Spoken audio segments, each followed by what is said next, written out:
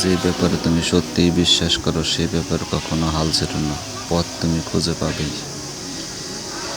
আমি ব্যর্থতাকে মেনে নিতে পারি, কিন্তু আমি চেষ্টা না করাকে মেনে নিতে পারি না।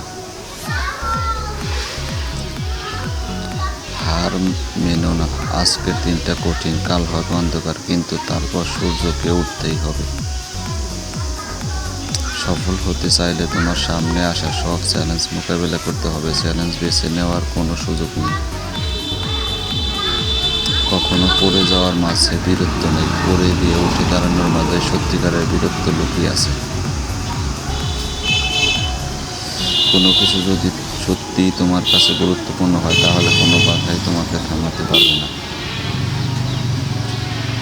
যদি তোমার লক্ষ্য নিয়ে কেউ হাসি তামাশা না করে, তবে বুঝতে হবে তোমার লক্ষ্যটি খুব ছোট। স্বপ্ন দেখতে জানলে জীবনের কাঁটাগুলো ধরা দেয় গোলাপ ফুলে।